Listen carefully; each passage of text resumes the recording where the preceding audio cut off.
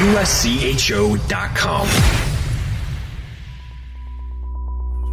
This is the USCHO Weekend Review podcast from U.S. College Hockey Online at USCHO.com. A look at this weekend in college hockey and a review of the top news of the week. Welcome to Weekend Review for Monday, December 14th, 2020. I'm Ed Trefzger alongside Jim Connelly. Jim, finally, I guess we get to ask this question, and I think we can answer in the affirmative. Is Minnesota the new number one in the USCHO.com poll on Monday? I think they should be. You know, they swept Michigan this week. They're now 8-0. They're the only perfect team that has actually played games. 8-0-0, no ties, no losses, unbeaten, untied. I mean, that's as good as you can get.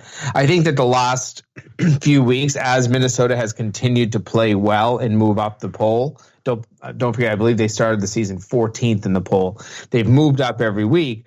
But they did kind of hit a glass ceiling when you looked at the fact that neither, North Dakota, Boston College, or Minnesota, Duluth had lost there for a while. And so that made it really challenging to figure out who would be your number one, number two, number three, number four. To jump from 4-1 is kind of unprecedented. You don't see that often. I guess early in the season is the time that you see it the most. But when you look at the faults over the week, Minnesota Duluth loses a game to Colorado College on Sunday. Boston College loses to UConn on Saturday. And North Dakota, I believe, had 2 losses and a tie on the course of the week. So it was one of those situations that it was perfect storm for Minnesota to move up. And I think they have to be the new number one. There's really nothing there's no way that you could. It was an easy one for me on my ballot. I think most of the voters will go in that same direction. I think you're right. And I've seen probably all of 4 and parts of a couple other Minnesota games. And, if I had to describe this team, I think a word I would use would be poised. And that starts in net with Jack LaFontaine and works its way out. I think this team just looks so comfortable and on top of its game. I don't know if that's an intangible, but they just seem to have it all together. I couldn't agree more. They really seem to play very good defense in front of LaFontaine. That helps. He's a very solid, he's a solid goaltender that positions well, doesn't get rattled, stays kind of within his own game. I would think that you would hear that, the game slows down for him a little bit, I'm sure. Then you add in the fact that they're getting some scoring from the guys that are supposed to be scoring. Top to bottom, this is a very good team. I don't know how long you can sustain this for. This is a tough Big Ten. We've talked about that, but they've kind of run the gamut and played some of the tough teams. They've played some of the toughest teams in the league, and they're playing well. So, you want to be able to sustain. I know that there's a little bit of a break here for the Big Ten. Now you're going to have to find a way to come back and, stay healthy over this little break. But I like the way Minnesota's playing. To me, there's almost no doubt in my mind that this is a team that will make a long run this season, assuming we get to the end of our season. It's too bad there are no fans in the building, because I think you would have a packed Mariucci and some really happy Gopher fans right about now. Yeah, and that's one of the bad rubs about this whole COVID situation. Some teams out there, you're saying, boy, I'm glad there's no fans in the building. I wouldn't want them watching this. But when you're Minnesota and you've kind of struggled a little bit, let's not, let's call a spade. They've had some low attendances. Everybody remembers that. I think it was a quarterfinal game last year against maybe Ohio State, Penn State. I can't remember who it was against, but somebody took a picture of that 10,000 seat stadium, and maybe there was 1,200 fans in it, maybe. So it's one of those points where you kind of shake your head. Now that you're playing very well, you'd love to be able to have fans witness and enjoy it all. They'll get there. This is a team that is being followed. They're BTN Plus is probably getting a few extra subscriptions so that people can make sure that they watch all of their Gopher games. It's a good time to be a Gopher fan if this can keep going. They got that on the basis, they went to 8-0 on the basis of a sweep of Michigan. Michigan now 5-5. We, at the beginning of the season, thought that perhaps the Wolverines were unstoppable, but I think we have to remember that as talented as they are, they're also a really, really young team. Very true. And, youth can play a part, and, it can be the greatest thing because, you have the kind of the wide-eyed look of a young hockey player, and the knowledge that you don't really have any preconceived notions, but at the same time, you can also see youth, have mental lapses more than some of the veteran players. And then that can be one of those, issues that can creep its head in throughout a long season. Well, when we talk about teams that got bumped out of consideration for number one, of course, there's North Dakota. And it was probably inevitable. Nobody was going to go into the NCHC pod and sweep everything. And everybody's got to win. Nobody is undefeated. And this has been some really terrific hockey that's demonstrating the high level of that league, but also a lot of parity within the conference. It's pretty incredible because a number of teams played 4 games this past week. Everybody played at least 3. Nobody came out of it with more than 2 wins. That says a lot about this league. You look at a Colorado College team that probably felt a little bit down. They got a slow start because they had some COVID cases. They got into the pod late. They really just got going this past week. They were struggling really out of the gate, and then they go and they beat Minnesota Duluth on Sunday. Those are the types of wins that can give your program a lot more confidence. And when you really put all of this together, I guess parity is the only word you can use. That's what you have. And it's what we've seen in the NCHC for a while. Yes, I do think that there always is kind of one or maybe 2 teams that kind of sit toward the bottom. I think we were really concerned about Western Michigan at one point there. I think they had a 10-2 loss in there. They bounce back with a 2-1 in 1 week. They play 4 games and they get 2 wins and a tie out of it. That's not bad. I mean, it's so difficult to kind of to sweep in these settings. We see it in the NHL all the time. A team goes on a 10-game, even a point streak in the NHL is recognized. You might lose in overtime or lose in a shootout or something like that, but just the point streak. And it's the same thing here. Just to be able to get points in 4 or 5 straight games is becoming unheard of. No team did it last week. There was every single team in the NCHC had a regulation loss this past week. Every team in the NCHC had at least 1 regulation win. So top to bottom, this is going to be a tough league. They have another week left of this pod situation and a lot more games to be played. And it'll be interesting to see when everybody gets back to their campus who is at the top, who is at the bottom. But it does seem clear that it's going to be difficult for any one team to pull away this season. Yeah, especially in those last 4 games, to see a little bit of a turnaround for Western Michigan, see Miami get a win and get rewarded for playing very well. Colorado College coming in a little late and getting some points. It's good to see that top to bottom, and the second half of the pod should be pretty exciting. The other team that finally got a blemish that had been in the top 4, in fact, number 2 right along, perhaps will still be right up there when the poll comes out, is Boston College. They had been on a tear, got a road loss at UConn on Saturday, but they are also feeling the loss of a few players. And we talked to Jerry York last week, and he said, this is my team, this is our team, but you've got to recognize the loss of players, and who makes the biggest impact in the lost players? Is it Spencer Knight? It probably is. I think if you look at that loss, they struggle to score goals at the same time. So, any of their offensive players, and Matt Boldy kind of leads that way. But I don't want to make excuses for them, but I also don't want to take anything away from UConn. They were missing 2 of their best players, Kuznetsov and Firstov, who are about to play for the Russian World Junior team. So.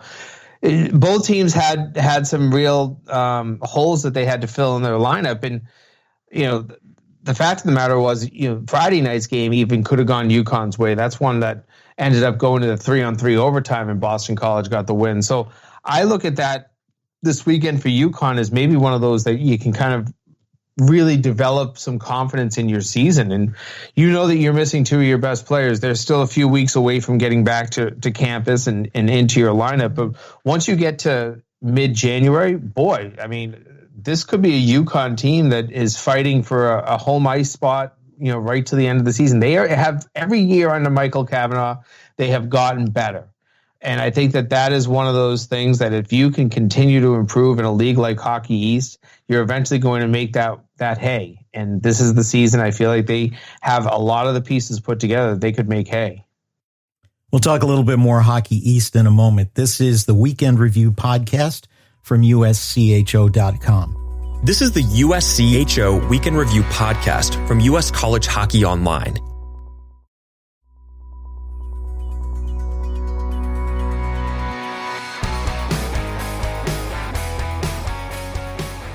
I'm Ed Trefzger with Jim Connelly on the Weekend Review podcast. We were talking Hockey East, and finally they're getting underway. Still 2 teams haven't played, but it looks like some games are finally getting in after so many being postponed. Yeah, and I had a chance to talk to Steve Metcalf, the first-year commissioner, on Sunday, and he said, you know what, listen, we're starting to get a little bit of momentum. You look at the schedule page. If you look at the USCHO schedule page, we have the original schedule up, and you see some cancel throughout. Those are games that we've known for a few weeks that were going to have to be canceled, most of them, either for some state regulations or some issues within programs, whatever it might be. But games that were scheduled to be played, say, when Wednesday came along each week, over the last 2 weekends, there's only been one game canceled out of that entire lot. And I believe, Steve was giving me men's and numbers mixed, but I believe it was 23 of 24 or 24 or 25 games between the men's and the women's got played that they believed by midweek were going to be played. So you don't have the last minute, we have a case, we have a positive, we have to, go on pause for a while. BU and Vermont will be the last 2 teams to get going. Those will be, I believe, both of them will be after the new year. Vermont, I think, can play this week, but I don't, right off the top of my head, I'm not sure if they're planning to. Games are being also, let's just say this, games are being added all over the place. Jim Madigan, after a win over Merrimack on Sunday, said that he is not sending his players. His players have decided they want to stay on campus and try to play games each weekend. He's working. They have an open weekend this weekend coming up. He's working to get 2 games against another team in Hockey East that has openings. So that's one thing that we're going to see in Hockey East. They're trying to play games as often and as much as they can, make up for some of these games that were lost early in the season. They're scrambling, but I do believe that they're finally getting the momentum that they wanted. I was going to say he should pick up the phone and call Casey Jones at Clarkson, but I know that Hockey East is trying to play those extra games just within the conference. Correct. Speaking of Clarkson, they're still going to be strong in the poll. They had a weekend sweep as they picked up games at Mercyhurst. I neglected to mention when we were talking about NCHC, I did want to mention this. Jordan Kawaguchi's on the same tear of around 1.3 points a game. He's 1 point away at 99 points from 100 career points for North Dakota. So that's a landmark to watch for that he very well may get in his next appearance. Well, Penn State kind of got things straightened out. They've won 3 in a row after starting out 0-5, and they got those over Arizona State, and this comes after Arizona State had turned things around. The loss is probably enough to drop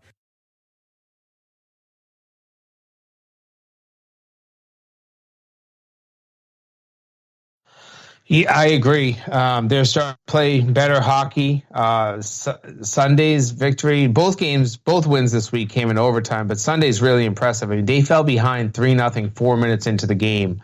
And then by the 14-minute mark, it was still a 3-goal deficit. It was 4-1. That was it. They shut down Arizona State from there, and their offense got going. And they found ways to score goals. Got the last 4 goals of the game, the last one in the 3-on-3 overtime. And that's a big confidence builder, I think, for Penn State. When you start 0-5 in a year that we've mentioned it before, you understand that you're rebuilding, and there takes some time to get used to some new faces in the lineup, get them used to the systems and all of that sort of stuff. But you get the chance to string together wins at any point in the season, no matter who you are. That's a nice thing. I think this will be a good little momentum builder as they head into a short break here. This is the kind of schedule when you have the struggles that you started with, to have these wins heading into a break is always nice. Let's turn to the WCHA. Bowling Green swept Ferris State. That moves Bowling Green to 6-1-0. Now, 2 of those wins were against an upper echelon D3 team nearby in Adrian, Michigan. Adrian, a pretty good team at the D3 level. And that one loss against a 38 save performance at Mercyhurst, or home against Mercyhurst. So Bowling Green off to a pretty solid start. That's what stands out to me. You can, when you look at a record, you see 6-1-0 right now. As we do our poll ballot, it's very hard to see a lot of teams that are just with one loss and already have 6 wins. For one thing, not a lot of teams have played that many games at this point, but you've got Minnesota with 8 wins, and after that, the next most wins that I can see is Bowling Green.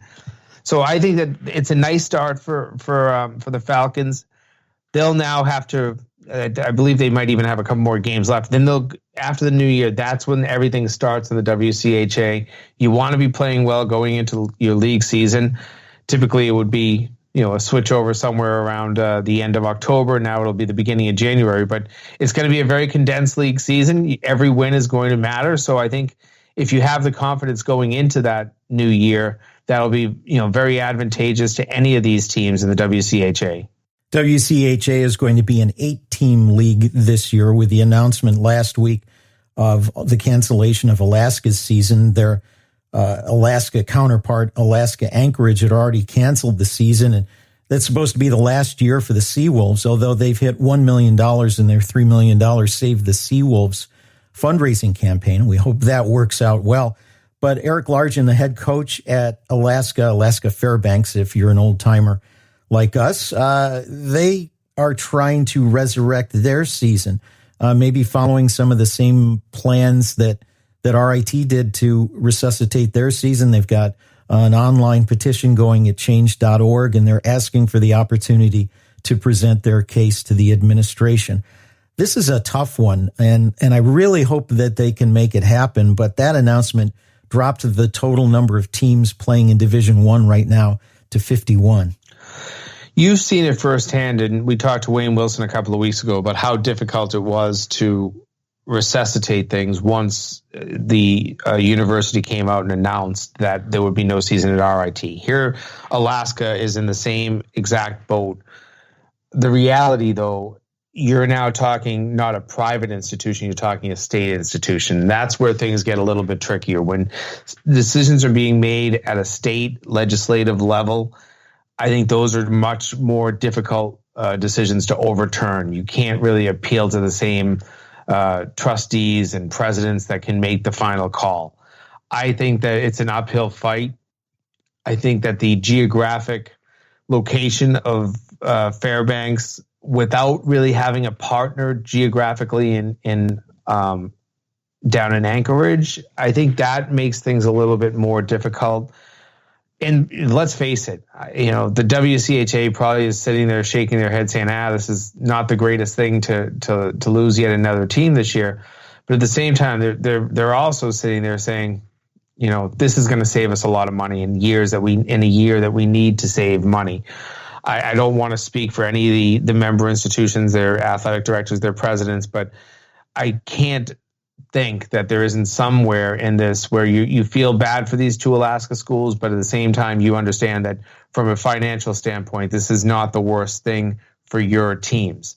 As a league standpoint, I know Bill Robertson, has worked so hard to keep things together this year, make it feel like a normal year, the last year of the WCHA. And, to have 2 of the teams that won't be with you going forward when it becomes a CCHA next year, basically becomes a CCHA, makes it a lot more difficult. Normally this time of year, we would be wrapping up activity in college hockey, and eyes would turn for a couple of weeks to the World Juniors Tournament.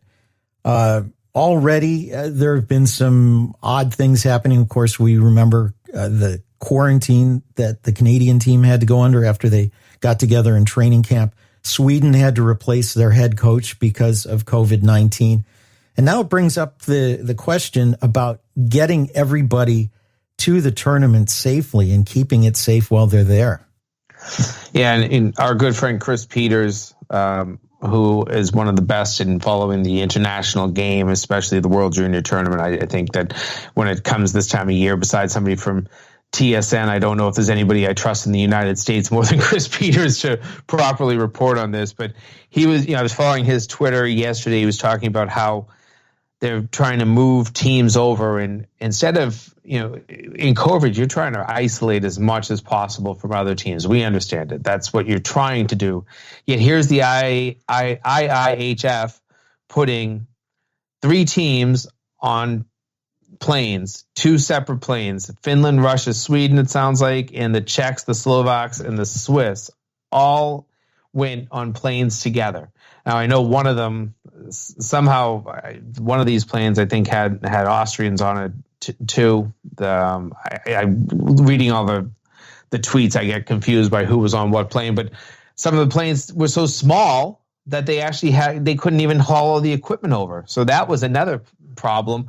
But if they're that small, if you're taking a jet that can't handle 3 teams' equipment, and with all the players, how spread out can these players actually be? I mean, this is pretty dangerous. And it does feel like the IIHF is going well above and beyond where it should right now. And they're not really putting the safety of the athletes and the coaches and the staffs ahead. I mean, Chris Peters, a great tweet. The World Junior travel fiasco eliminates any illusion that no expense was too great in the name of health and safety. The players and staff are assuming the majority of the risk to make this happen. I mean, that says it all right there. I don't understand, why. We've said it all along. Why did this tournament have to be played?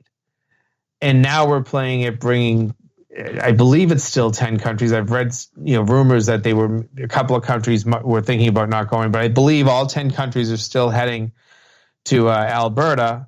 And you're going to, a country like Canada that has been doing pretty well with COVID, you could be bringing in so many cases. I don't care what you say about testing. You can test as much as you want, but you still can miss cases, and that can be all that you need. We hear reports this week that the Biogen conference in Boston that is considered a super spreader event might have been responsible for 300,000 worldwide cases. There was only 3 people, I believe, that arrived at that conference that had COVID. So that's what we're dealing with. And here we are with an event. I know we love World Juniors. It's an easy editorial item for a publication like ours. We'll cover it, and I'll be watching games, and TSN and NHL Network down here in the United States will be broadcasting. But the reality is, I'm not sure that this tournament needed to be played, and you're putting a lot of people's lives at risk. And it's not just theirs; it's their families, the people they know, the people they're in contact with. Not only that, and I'm not going to be confused for Tony Fauci or Deborah Birx for that matter. I don't like to wear scarves, but there are also different strains of this virus around the world, and maybe there's a different one in Alberta than there is in Northern Europe, and maybe you're introducing something else into an area. I'm with you on this. I'm kind of surprised at it. It's hard to make the case that you're taking all the possible precautions when you put players from 3 different countries on the same plane. And I guess I'll leave it at that. And that'll probably wrap things up. I guess it will wrap things up for Weekend Review for this Monday, December 14th. For Jim Connelly, I'm Ed Trefzger, and we'll catch you next time. This has been the USCHO Weekend Review Podcast, a production of US College Hockey Online. Visit uscho.com/podcasts to listen or subscribe.